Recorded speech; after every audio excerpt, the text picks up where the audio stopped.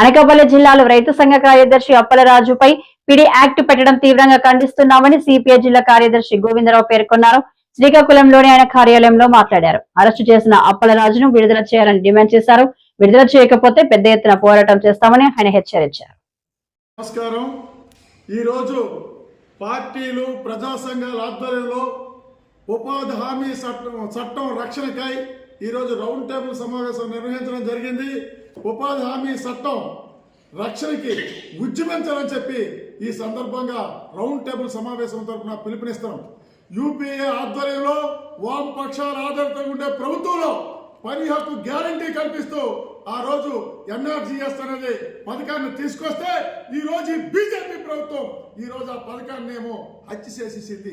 ఈ రోజు పని హక్కుని పూర్తిగా లేకుండా చేసింది.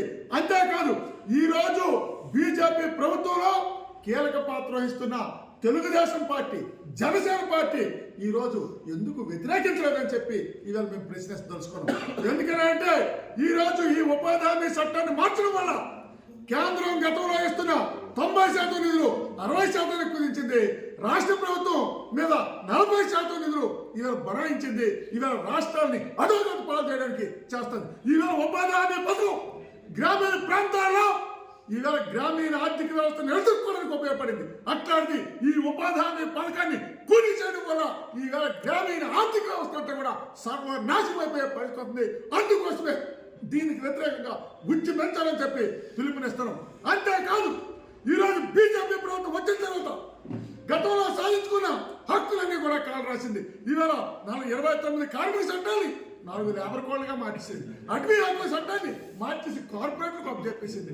అదేవిధంగా ఈరోజు వ్యవసాయ నల్ల చట్టాలు దొడ్డిదారిని తీసుకొచ్చి ఈ భూముల్ని కొల్లగొట్టుకెళ్ళిపోతుంది. ఈ రోజు ఉపాధి హామీ చట్టాన్ని తీసుకొచ్చి ఇవాళ గ్రామీణ ఆర్థిక వ్యవస్థను నాశనం చేసి కార్పొరేట్ కంపెనీలకి ఇవాళ లాభం చేకూర్చే ప్రయత్నాలు చేస్తుంది.